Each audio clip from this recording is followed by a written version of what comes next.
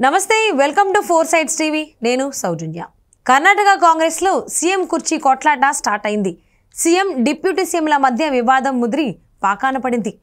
war orange లో నడుస్తుంది 2.5 ఏళ్ల పవర్ షేరింగ్ ఫార్ములాను పార్టీ పెద్దలందరికీ గుర్తు చేస్తున్నారు ఉప ముఖ్యమంత్రి డీకే శివకుమార్ అయితే కుర్చీ దిగేందుకు ముఖ్యమంత్రి సిద్ధరామయ్య ససేమిరా అంటున్నట్టు సమాచారం నిర్ణయాన్ని మాత్రం కాంగ్రెస్ హైకమాండ్కే వదిలేశారు అధిష్టానం ఏ నిర్ణయం తీసుకున్నా కట్టుబడి ఉంటానంటున్నారు కానీ తెర వెనుక కథ వేరే నడుస్తోంది డీకే శివకుమార్కు మద్దతు ఇస్తున్న ఎమ్మెల్యేలు 3 దశల్లో ఢిల్లీకి వెళ్లి కాంగ్రెస్ నాయకత్వంతో సమావేశమై ముఖ్యమంత్రి మార్పుపై చర్చించారు 2023 మే 18 నాటి ఒప్పందం 2.5 ఏళ్ల ఫార్ములాను గుర్తు చేశారు సిద్ధరామయ్య మాత్రం 5 ఏళ్ల పదవీ కాలాన్ని పూర్తి చేస్తానని పట్టుదలతో ఉన్నారు దీంతో డీకే శివకుమార్ స్వయంగా గాంధీ కుటుంబ సభ్యులతో సమావేశమై తన అభిప్రాయాన్ని తెలపాలనుకుంటున్నారు పార్టీ అగ్రనేత రాహుల్ గాంధీని కలవలేకపోయిన శివకుమార్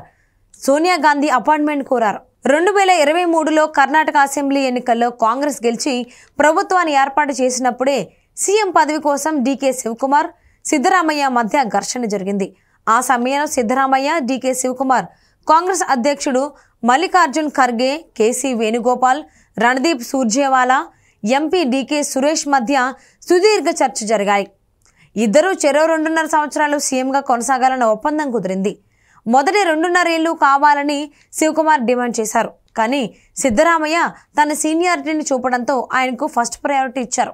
మిగిలిన 2.5 సంవత్సరాలు శివకుమార్ సీఎంగా ఉంటారు ఈ ఫార్ములాకు అందరూ ఓకే చెప్పారు ఈ నెల 20న సిద్ధరామయ్య 2.5 ఏళ్ల పదవీ కాలం ముగిసింది అయినా ఆయన ముఖ్యమంత్రి పదవిని వదులుకోలేదు దీంతో డీకే శివకుమార్ ఇప్పుడు ఢిల్లీ స్థాయిలో లాబియింగ్ ప్రారంభించారు మొత్తానికి పంజాబ్ మాజీ సీఎం కెప్టెన్ అమరీందర్ సింగ్ లాగా సిద్ధరామయ్య రాజీనామా చేస్తారా లేదా అశోక్ గెహ్లాట్ లాగా తన పదవిని నింపుకుంటారా అనేది వేచి చూడాల్సిందే